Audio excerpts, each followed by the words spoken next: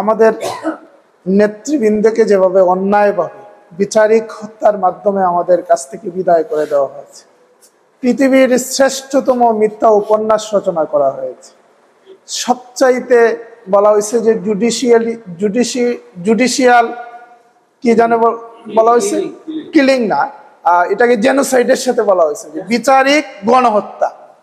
বিচারিক গণহত্যা এভাবে যে আল্লামা দেলোয়ার হোসেন সাঈদী সাহেবের রায়ের পরে যে পরিমাণ মানুষকে হত্যা করা হয়েছে, তারপরে মাওলানা মতিউর রহমান নিজামী সাহেবকে সম্পূর্ণ অন্যায়ভাবে যাদের যে সমস্ত অপরাধের কথা বলা হয়েছে, তার সেই সমস্ত অপরাধের সাথে যাদের কোনো দূরতম কোনো সম্পর্ক ছিল না, কিন্তু তাদেরকে দেওয়া হয়েছে। তৎকালীন সময়ে যারা ছিলেন সংসদে, তখনকার সময়ের সংসদীয় উপনেতা বলেছিলেন বিচারের কি প্রয়োজন, এদেরকে ধরে ধরে ফাঁসিতে ঝুলিয়ে দাও, এরকম হুঙ্কার দেওয়া হয়েছে জাতীয় সংসদে বসে, ঠিক না? আমাদের আমিরে জামাত শুধু বাংলাদেশের সম্পদ ছিলেন না, গোটা ইসলামী বিশ্বের একজন সম্পদ ছিলেন, একজন মেধাবী নেতৃত্ব ছিল, একজন তাকওয়াবান নেতৃত্ব ছিল। আপনারা যদি ওনার পিছনে নামাজ পড়ে থাকেন, সেও দেখবেন তেলাওয়াত করতেন খুব মৃদু স্বরে, আস্তে আস্তে ধীরে ধীরে ধীরে ধীরে থেমে থেমে থেমে থেমে তেলাওয়াত করতেন, খুব সুন্দর লাগতো। আর এটাই আসলে বিষয়, আমরা সূরা ফাতিহা এক টানে পড়ে যাই, ঠিক না? অথচ কথা হচ্ছে ফাতিহার প্রত্যেকটা আয়াতের জবাবে আল্লাহ রাব্বুল আলামিন জবাব দেন, তো আপনি কিন্তু সুযোগই দিচ্ছেন না জবাব দেওয়ার, এক টানে পড়ে যাচ্ছেন, ফেরেশতারা কখন জবাব দিবে? এই জবাব দেওয়ার সুযোগ নাই। কিন্তু মাওলানা মতিউর রহমান নিজামী, আমাদের শহীদ মাওলানা মতিউর রহমান নিজামী যখন তেলাওয়াত করতেন, এত ধীরে ধীরে, এত সুন্দর, এত মধুর কণ্ঠে তেলাওয়াত করতেন, যে যারা পিছনে নামাজ পড়ছেন তারা এটা অনুভব করতে পারবেন। আমরা খুব বেশি পড়ার সুযোগ হয় না, একদিন বা 2 দিন হয়তো আমরা পড়ার সুযোগ পাইছি, এর বেশি আমরা পাইনি। আমরা দেখছি একজন মানুষ কতটুকু আল্লাহর উপর তাওয়াক্কুল থাকলে শাহাদাতের পূর্ব মুহূর্তে পরিবারের সদস্যদেরকে বলতে পারে যে আমি ফাঁসির রশিতে কি পরে যাব, লুঙ্গি পরে যাব নাকি পায়জামা পরে যাব। তার সন্তানদেরকে তিনি জিজ্ঞেস করতে পারেন, কতটুকু দৃঢ়চিত্ত হলে, কতটুকু শান্ত স্বভাবের হলে, কতটুকু আল্লাহর উপর তাওয়াক্কুল হলে এই কথা বলতে পারে। আমরা যদি হইতাম, যখন জানতাম যে আমরা ফাঁসি হয়ে যাব, যেটা এখন করে আমরা মাঝে মাঝে বলি, দেখেন আমি কিন্তু বক্তব্য দিচ্ছি না, একটা মামলার আসামি হয়েছে, যেভাবে মানুষরা রিকোয়েস্ট করে এই মামলা থেকে বাঁচার জন্য, অথচ আমরাও কিন্তু মামলা খাইছি। আমাদেরও আত্মীয় স্বজন প্রচুর ছিল তখনকার সময়, তাদের কাছে গেলে হয়তো কিছু সহযোগিতা আমরা পাইতাম, কিন্তু আমরা কোনো সময়ই যাই নাই। কিন্তু যারা দুনিয়ার রাজনীতি করে, যারা দুনিয়াকে ভোগ করতে চায়, ছোট্ট একটা মামলা পরেই যে পরিমাণ পেরেশানি তাদের থাকে, যেখানে আমাদের নেতৃবৃন্দর ফাঁসি হবে জানার পরে কিছুক্ষণ পরে ফাঁসির রশিতে ঝুলবেন, তখনও শান্ত শিষ্টভাবে একদম সুন্দরভাবে তার পরিবারের সদস্যদেরকে জিজ্ঞেস করতেছেন, তার সন্তানকে জিজ্ঞেস করতেছেন, বাবা আমি যখন ফাঁসির মঞ্চে যাব তখন কি পরে যাব? ওনার সন্তান তখন বলছে, বাবা পাঞ্জাবি পায়জামা পরেই যাই। কেমন পরিবার, তার সন্তান কেমন?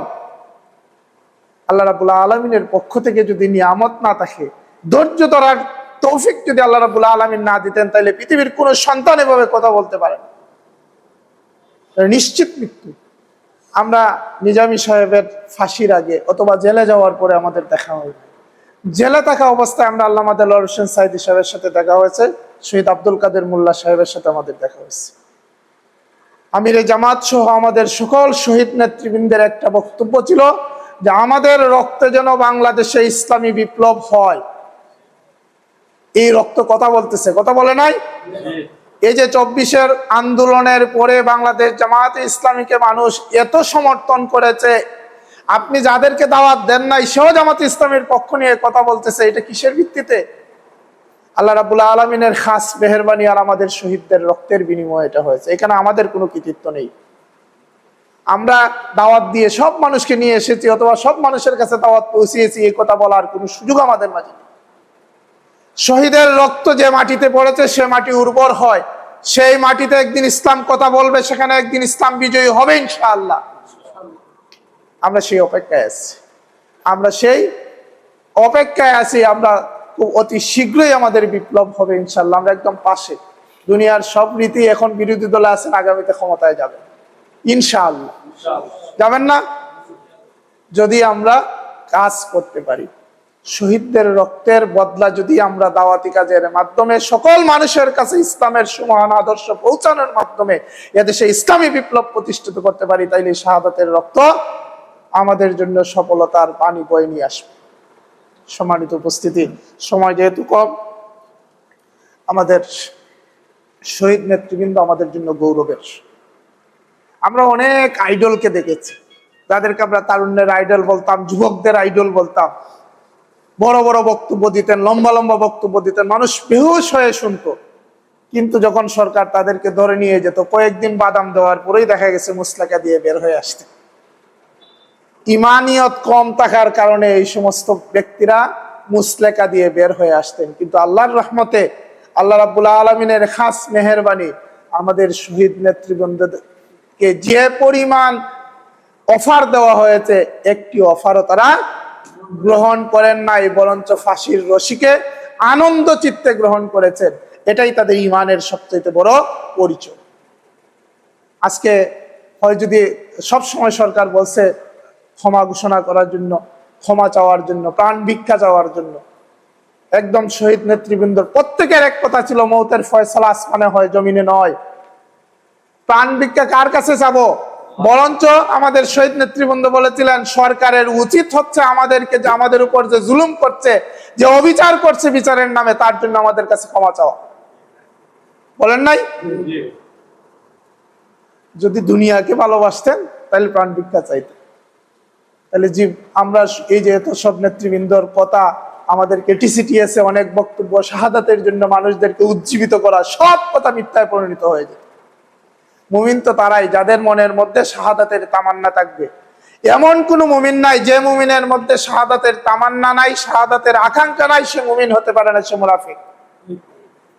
প্রত্যেক মুমিনের মধ্যে শাহাদাতের তামান্না থাকতে হবে, আকাঙ্ক্ষা থাকতে হবে। যদি আকাঙ্ক্ষা থাকে আর ঘরে যদি জ্বরেও মারা যান, তবু আপনাকে আল্লাহ রাব্বুল আলামিন চাইলে শাহাদাতের মর্যাদা দিতে পারে। আমাদের নেতৃবৃন্দ সবসময় শাহাদাতের মৌত কামনা করতেন, আল্লাহ তাদেরকে কবুল করে নিয়েছে। রয়েছে আমরা তাদের উত্তরসূরি হিসাবে। আমরা যদি আমাদের দায়িত্ব সঠিকভাবে পালন না করি, নেতৃবৃন্দ তাদের রক্ত দিয়ে গিয়েছেন, তাদের জীবন দিয়ে গিয়েছেন, তারা সফল। আর আমরা যদি তাদের সেই দায়িত্বকে সঠিকভাবে পালন না করতে পারি, তাহলে কিয়ামতের কঠিন দিবসে সে জবাব আমাদেরকে দিতে হবে। তো সেই জবাবদিহি থেকে বাঁচার জন্য, দ্বীনি অনুভূতি নিয়ে আল্লাহকে সন্তুষ্ট করার জন্য, আল্লাহকে রাজি খুশি করার জন্য যে সুযোগ আল্লাহ রাব্বুল আলামিন আমাদেরকে করে দিয়েছেন, যে অনুকূল পরিবেশ আমাদেরকে আল্লাহ রাব্বুল আলামিন করে দিয়েছেন, সেই অনুকূল পরিবেশকে কাজে লাগিয়ে আমরা এই বাংলার সবুজ ভূখণ্ডে আল্লাহর জমিনে আল্লাহর দ্বীনকে বাস্তবায়ন করতে চাই এবং মানুষদেরকে একটি সুন্দর, সুখী, সমৃদ্ধশালী, একটি ইনসাফপূর্ণ সমাজ কায়েম করে দেখাতে চাই। আমরা সকল প্রস্তুত আছি ইনশাআল্লাহ। তাহলে আমাদেরকে অবশ্যই দাওয়াতি কাজ বাড়াতে হবে, নিজেদের আমলকে আরো সুন্দর করতে হবে। আমরা যে পর্যায়ে আছি, এখান থেকে যাতে আমাদের আমলটা আরো সুন্দর হয়, মানুষের সাথে ব্যবহার যাতে আমাদের আরো সুন্দর হয়, মানুষের হক যাতে আমাদের দ্বারা কখনো ক্ষতি না হয়, সেই চেষ্টা আমাদেরকে করতে হবে। আল্লাহ রাব্বুল আলামিন আমাদের সকলকে তৌফিক দান করুন, আমিন। আমাদের শহীদ নেতৃবৃন্দকে আল্লাহ রাব্বুল আলামিন শাহাদাতের সর্বোচ্চ মর্যাদা দান করুন, সেই পরিবারের সমস্ত সদস্যদেরকে সবরে জামিল ইখতিয়ার করার তৌফিক দান করুন। এই শহীদদের রক্তের বিনিময়ে আল্লাহ রাব্বুল আলামিন যাতে এই দেশকে ইসলামের দুর্গ হিসাবে পরিণত করেন, আমিন। আসসালামু আলাইকুম ওয়া রাহমাতুল্লাহ। عنا سيئاتنا وتوفنا مع الأبرار رب ارحمهما كما ربياني صغيرا। আল্লাহ পাক রব্বুল আলামিন, তুমি আমাদের জীবনের সমস্ত গুনাহ খাতারে মাফ করে দাও।